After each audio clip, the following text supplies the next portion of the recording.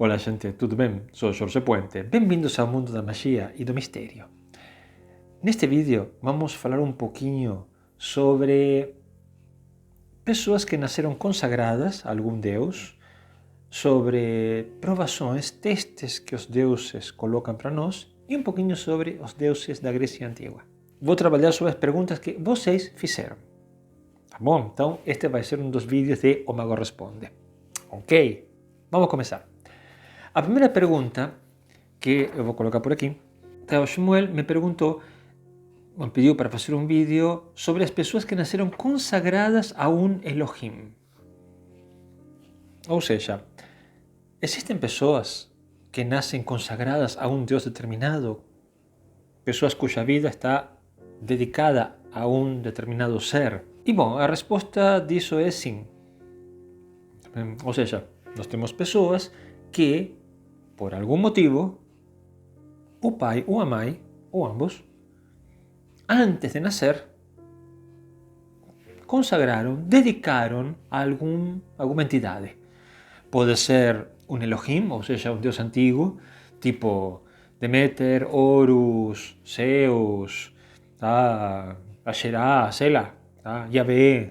Ou pode ser também alguma entidade de esquerda, pode ser dedicada a algum Exu.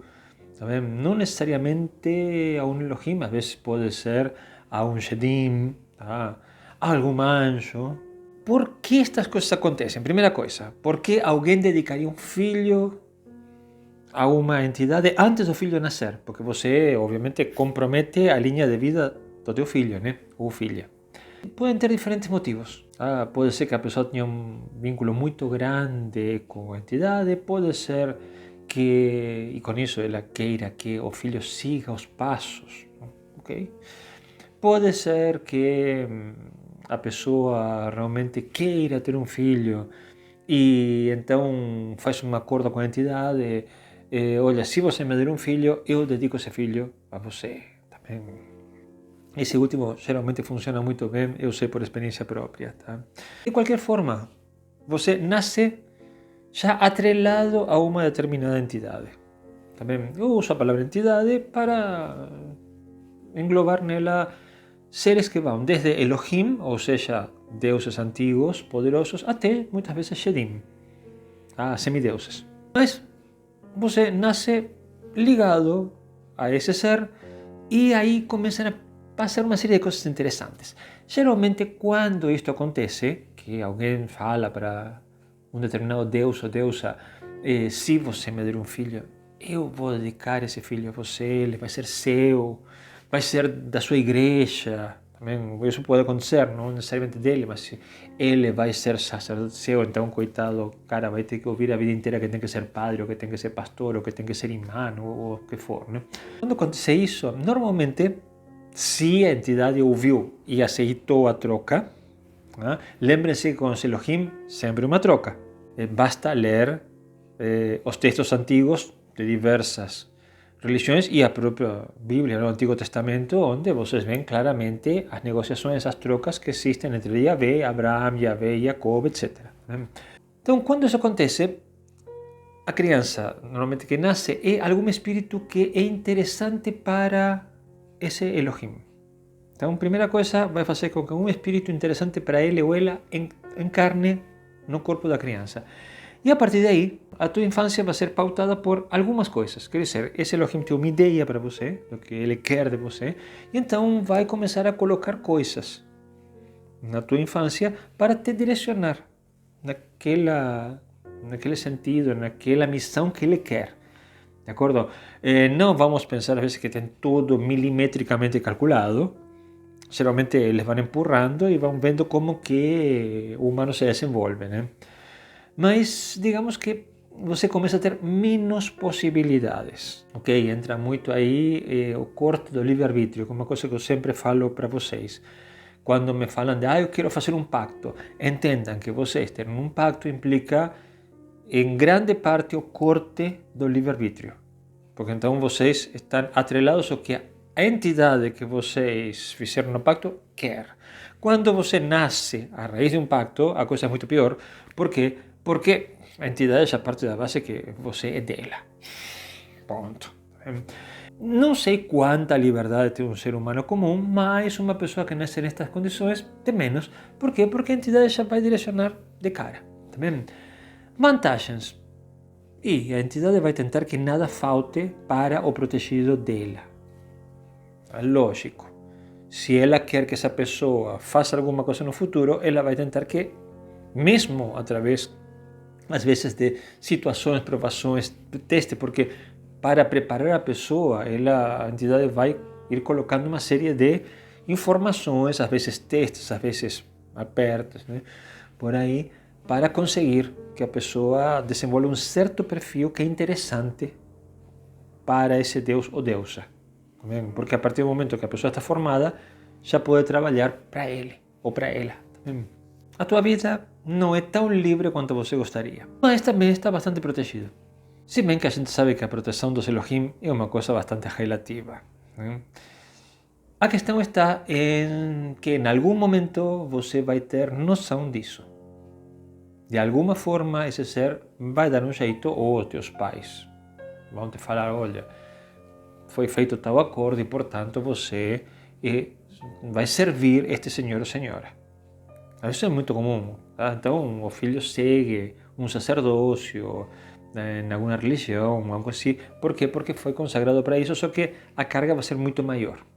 Tá? Tem vezes que isso faz que a pessoa surte, tá? Porque tem casos muito assim privados disso, muito mais comum do que vocês pensam. E tem casos, coitado, como Krishnamurti, por exemplo, que estava todo mundo esperando que ele fosse o segundo Cristo. Então a pressão sobre o cara era gigantesca. Tanto que ele picou a mula, no momento se desentendeu de tudo. E como ele, vários. Tá? Isto, como repito, é muito mais comum do que parece.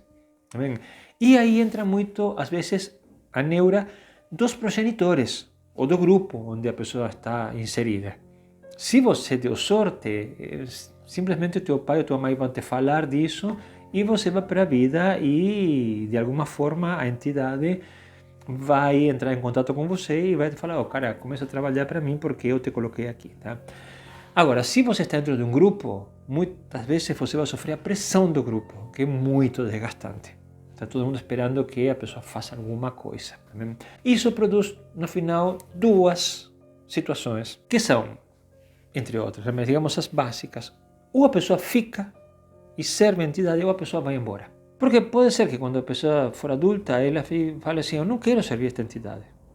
Se a pessoa decide ir embora, novamente se abrem dois caminhos. Pode ser que a entidade seja de boas, uma entidade tranquila, um deus ou deusa tranquilo, fala tudo bem, tá? Tchau. Ou pode ser que o cara fique meio pé da vida e decida te ferrar. Fala, cara, eu investi em você, você está aí porque eu te mandei, você não quer trabalhar comigo, tudo bem, então a tua vida vai ser uma porcaria até você voltar. E te larga. Você abandonar a entidade desde que você sabe que você está aí a serviço dela, tem seus problemas. Também ficar com a entidade tem alguns problemas, porque, como falo, o livre-arbítrio é bastante cortado, né? Então você tem que fazer o que esse senhor ou senhora está mandando para você. Ou pelo menos negociar. Às vezes fala, não, isto não vou fazer porque, bom, enfim, tá? Mas tem que negociar com eles. Então, tudo tem prós e contras. O interessante nesses casos é saber o que você quer da vida e ver se você está feliz ou não servindo esse ser. Eu não acho nenhuma vida melhor nem pior que outras. É simplesmente uma vida de serviço. Tá? E normalmente os Elohim, quando tomam alguém sob cuidado, eles protegem. Então, não é uma coisa que vai pesar, mas também não é uma coisa para idealizar. Ok? E se eu tivesse que falar para vocês aqui hoje, é uma coisa que não aconselharia para fazer com nenhum dos filhos de vocês, também. Uma coisa é fazer um pacto com um Elohim ou uma Eloá quando nós somos adultos. E outra coisa é você comprometer a vida de uma criança que nem nasceu às vezes pelo que você acredita. Mas tudo bem, essa é a minha opinião, tá bem? Sobre algo que, como falei, é muito mais comum do que vocês pensam. Vamos para a segunda pergunta. Me questionaram sobre as provações que os santos ou as entidades colocam. Isso é muito comum de ouvir, tá? Ai, gente, estou passando uma fase, acho que é uma provação. Não, porque Deus te coloca na prova, Deus te coloca nas provações de Deus. quanto tem de real nisso? Existem essas provações? Bom, para um cristão promédio, vai ser claro que sim, Deus te coloca na prova. Vamos agora para o que é a minha visão disso. Eu falo sempre, pessoal, é a minha visão, tá? Podem pensar que é diferente. Mas vamos ver o que eu aprendi ao longo da vida e vamos compartilhar aqui. Pessoal, 90% do que são chamadas provações é que a pessoa meteu o pé na jaca. Ok? Tá? Quando você chega e fala, eu quero saber se Deus me colocou na provação. Não, você está tomando escolhas erradas, está fazendo escolhas erradas, está tomando decisões erradas. Simplesmente isso. Deus não te colocou na provação, porque, vamos ser honestos, Deus não tem o mínimo interesse em você. Isso pode parecer um pouco duro, porque quando nós crescemos numa sociedade monoteísta cristã, te fala que Deus é onipotente, onipresente e onisciente. Que basicamente é como você estar prisioneiro dentro do panopticon, dentro da prisão de Foucault. Ou seja, tem alguém que está te observando sempre. Isso gera em todos os cristãos uma sensação muito grande de culpa, de medo permanente, porque Deus está te observando. Ou seja, você vai roubar o doce de leite da geladeira e Deus está te observando. Deus sabe que você vai pegar o doce de leite que a tua mãe falou que não era para comer. A gente chega a pensar umas bobagens gigantescas com isso, porque nos meteram isso na cabeça. Que Deus está a toda hora observando a gente, vendo se a gente faz a coisa certa ou errada. Bom, eu vou contar uma coisa para vocês, pessoal. Deus não está nem aí. Pelo menos não o Deus esse aí, tá? Deus, o Deus universal, o Deus de amor, a matriz divina, o ser dentro do qual estamos, sim, está em contato permanente conosco, mas não está nos observando. Está em contato, nós estamos dentro dele, nós somos ele, ou ela, tá? Como vocês quiserem ver. Então aí não tem julgamento, não tem nada, pelo contrário, tem uma força de amor que se integra e quando você sabe usar, te dá um poder imenso. Agora, o Deus da Bíblia, não. Mas isso quer dizer que as provações não existem? Sim, as provações existiram, existem e tem um motivo. Okay? Então, quando a gente pega o Antigo Testamento, percebe que Deus, sistematicamente, cada tanto, colocava alguém numa provação. Isso acontece, por exemplo, com Abraão, isso acontece, por exemplo, com Jó. Ok? Nesses casos, vocês veem que a pessoa ia se ferrando muito. Às vezes era numa coisa muito pontual, como Abraão, que Deus dá um filho para ele já velho, e depois chega e fala, eu quero que você mate. A ver, Abraão não tem descendência direta, tem outros filhos, né? Tem Ismael, por exemplo, e depois teve outros filhos, mas ele queria um filho com Sara. E o único filho que tinha com Sara, que é a esposa dele, porque as outras eram concubinas, né? E o único filho era Isaac. E Deus chega e fala, mata teu filho. E Abraão obedece. Mas sem duvidar, pega o filho e vai matar. No último momento, o anjo assegura. A mão fala, não, Abraão, fica tranquilo, o Senhor já viu que tu eres um servo fiel. Coisa semelhante acontece com Jó, que vai perdendo tudo. Por quê? Porque o cara está prosperando e aí chega no conselho do céu, Deus aparece o Satão. Não é o diabo, não é Lúcifer, é um Satão. É o Satão, tá? É simplesmente um adversário, um fiscal. Que chega e fala, você acha que esse cara é confiável? Eu acho que não. Ele está confiável tá com você porque você dá coisas para ele. Mas eu quero ver se você tirar tudo, se ele continua fiel a você. E Deus fala, vai. Yahvé fala, vai. Porque é a função do Satã fazer isso, né? E ele vai apertando, arrebentando a vida. Até que, finalmente, Yahvé fala, ok, já deu para ver que o cara é fiel. São dois casos, tem mais, tá? Mas são dois casos nos quais você vê que Deus coloca alguém numa provação. Mas por quê? Basicamente, estes caras eram comandantes militares. eram pessoas de poder que serviam Yahvé. Então Yahvé tinha que saber que esses caras iam responder em qualquer circunstância e sob qualquer pressão. E a melhor forma de saber isso é submeter os caras a uma pressão intolerável. No caso de Abraão, era, por exemplo, matar o único filho dele, o herdeiro. Como falei, tinha outros filhos, né? Mas esse é o herdeiro, o que ele queria. Então, você que quer, se mata. Mata e eu vou saber que você é meu servo fiel. É um comportamento muito comum, pessoal, em grandes líderes militares que precisam saber se os seus subordinados vão responder. Por quê? Porque estes caras eram mandados fazer qualquer coisa. Moisés, por exemplo, é mandado por Yahvé a massacrar populações inteiras. Samuel, então, nem se fala. São caras que são verdadeiros genocidas. Entravam numa cidade e matavam todo mundo. Todo mundo. Homens, mulheres, crianças. O cara que dá essa ordem não tem que ter moral, não tem que ter nada. Esse cara não tem que ter medo, nada. Deus mandava, ele mandava fazer. Não ia discutir nada. Nem ia retroceder nunca. Ok? Então, esse tipo de pessoa é difícil de conseguir. Então, a aprovação tinha uma função, saber se a pessoa estava à altura do que Yahvé esperava. Lembrem, Yahvé é um Deus da guerra, né? Então, as aprovações sempre foram algo assim, muito importante para saber se o comandante militar que estava a serviço dele era capaz de executar as ordens dele à risca. Coisa que, por exemplo, Saúl não foi. Saúl era muito mais humano do que Yahvé queria, portanto, Yahvé destruiu. Enlouqueceu Saúl, até que Saúl se suicida. Tinha um motivo para a aprovação, mas não era porque Deus estava olhando para você e decidiu te ferrar. Digamos assim, nós não somos tão importantes como para que Deus nos coloque na aprovação. Mas o conceito de aprovação foi colocado depois para que as pessoas sentissem temor. A qualquer momento Deus te coloca na aprovação. Cara, 90% das vezes é que você está fazendo uma escolha errada, só isso. Também 10% das vezes pode ter outros motivos. E, finalmente, a terceira pergunta que me fizeram é: se os deuses gregos eram, assim, daimons disfarçados? E a resposta é isso: não. Os deuses gregos eram Elohim, claramente. De acordo? Ou seja, Anunnaki. Lembrem, quando nós falamos Elohim, é a mesma coisa que falar custódio, que é a mesma coisa que falar Anunnaki.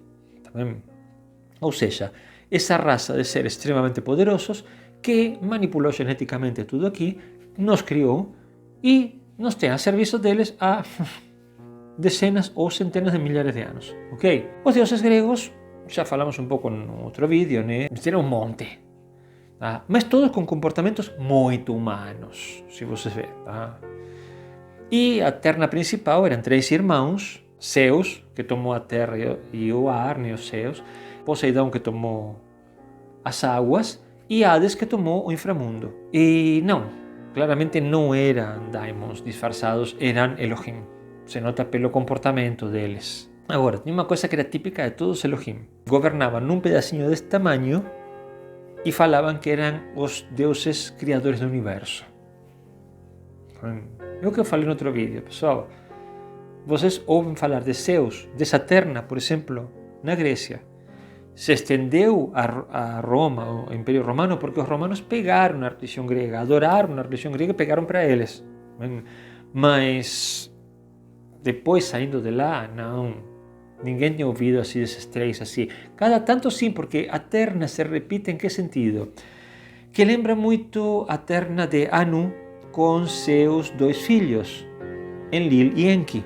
Então, essa terna de deuses não tem nada de espiritual, simplesmente que o comando da terra está na mão de 3 caras, um pai com 2 filhos. Então, isso está em todos os textos antigos. Então, por isso que às vezes essa terna se repete, né? Mas nem sempre é assim. Digamos, os deuses gregos, o que tiveram de diferente de outros é que eram muito, muito humanos. Se misturavam muito com os humanos. Também, mas eram claramente de aspecto humano, que é diferente dos daimons, por exemplo, que têm aspectos muito mais bizarros, né?